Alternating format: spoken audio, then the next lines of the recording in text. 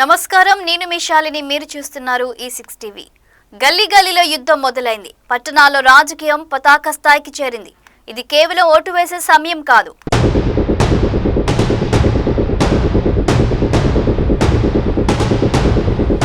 తెలంగాణ పురపాలక భవిష్యత్తును తేల్చే అగ్ని పరీక్ష.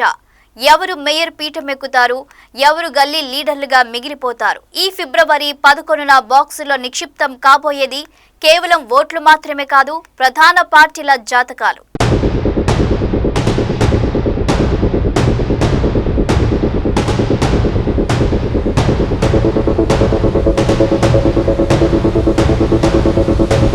కరీంనగర్ నుంచి మొదలు పెడితే గడ్డకట్టే చలిలో కూడా అక్కడ రాజకీయం సెగలు పుట్టిస్తోంది.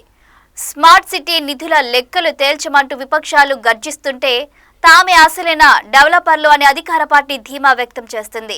అటు నిజామాబాద్ ఇందూరు గడ్డపై ఎంఐఎం వేస్తున్న ఎత్తుగడలు చూస్తుంటే ఈసారి అక్కడ ఫలితం ఊహకందని మలుపులు తిరగబోతుందని స్పష్టమవుతుంది.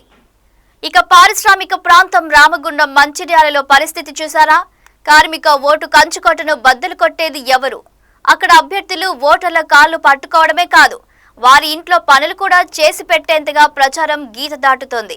మహబూబ్ నగర్ నుంచి నల్గొండ వరకు మంత్రులు తమ పదవుల కంటే ఈ మున్సిపల్ సీట్లనే ప్రతిష్టాత్మకంగా తీసుకున్నారు.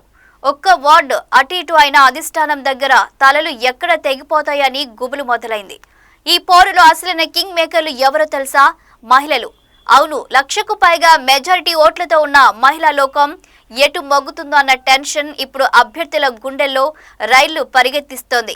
E6 టీవీ చూస్తున్న ప్రేక్షకులకు ఒకటే మాట, ఈ పురపోరులో చిన్న పొరపాటు జరిగినా 5 ఏళ్ల అభివృద్ధి ఆగిపోతుంది, జాగ్రత్త.